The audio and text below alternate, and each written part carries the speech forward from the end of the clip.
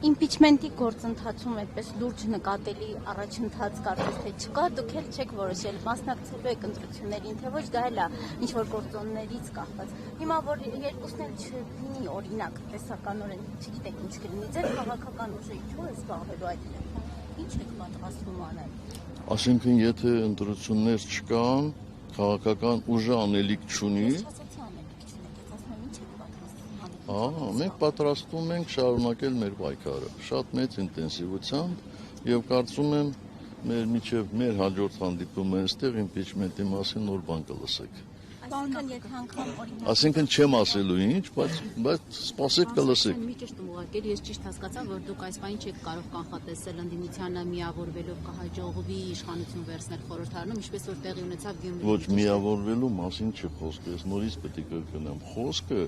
ներընդդիմադիր պայքարը ուրիշները ուրիշ բառեր են ասում։ Մեղմելու մասին է գնում։ Դրանք տարբեր բաներ են։ Պարոն նախագահ, իսկ ընդհանուր առմամբ ընդդիմության շանսերն ինչպես եք գնահատում, եթե բացահայտ այսպես աջակցություն կա դրսից հայտարարությունների տեսքով եւ օրինակ բացահայտվեց նաեւ նամակագրություն հիբրիդային գործակալների դեմ համատեղ պայքարի մտադրության մասին, անգամ արագարձագանքման խմբեր Հայաստան ուղարկելու առումով։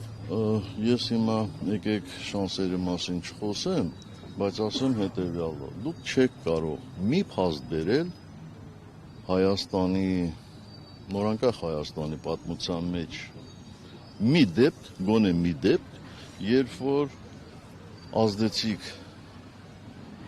շրջանակներից, այսպես ասեմ, ոչ արտաքին շրջանակներից,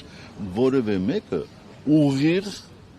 թեկնածուներից կամ քաղաքական ուժերից մեկին սատարում հայտարարել։ Չի եղել այդպիսի բան։ Ես չեմ ասում իրենց ենթակա ՀԿ-ներով կամ դեպի իրենց կողմնորոշում ունեցող քաղաքական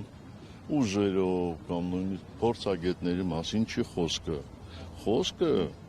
պաշտոնատար անձանց մասին է։ Իսկ այս անգամ մենք արդեն չգիտեմ էլ որտեղ մնացել, որ այնտեղից հլա